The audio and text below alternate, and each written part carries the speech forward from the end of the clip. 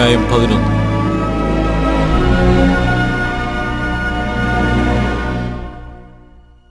അതിന് നയമാത്യനായ സോഫർ ഉത്തരം പറഞ്ഞതെന്നാൽ, വാഗ്ബാഹുല്യത്തിന് ഉത്തരം പറയേണ്ടയോ? വിടുവായ നീതിമാനായിരിക്കുമോ? നിന്റെ വായ്പട കേട്ടിട്ട് പുരുഷന്മാർ മിണ്ടാതിരിക്കും. നീ പരിഹസിക്കുമ്പോൾ നിന്നെ ലജ്ജിപ്പിപ്പാൻ ആരുമില്ലേ? എന്റെ ഉപദേശം നിർമ്മലമെന്നും തൃക്കണ്ണിൽ ഞാൻ വെടിപ്പുള്ളവനെന്നും നീ പറഞ്ഞുവല്ലോ.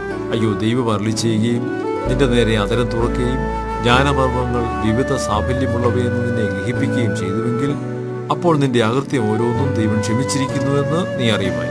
ദൈവത്തിന്റെ അഗാധ തത്വം നിനക്ക് ഗ്രഹിക്കാമോ? സർവശക്തന്റെ സമ്പൂർത്തി നിനക്ക് മനസ്സിലാകുമോ? അത് ആകാശത്തോളം ഉയരമുള്ളത്.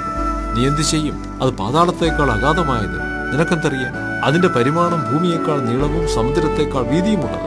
അവൻ കടന്നു വന്ന് ബന്ധിക്കുകയും വിസ്താര സഭയെ കൂട്ടുകയും ചെയ്താൽ അവനെ തടുക്കുന്നതാണ്. അവൻ നിസാരന്മാരെ അറിയുന്നുവല്ലോ. ദൃഷ്ടി വെക്കാതെ തന്നെ അവൻ ദ്രോഹം കാണും.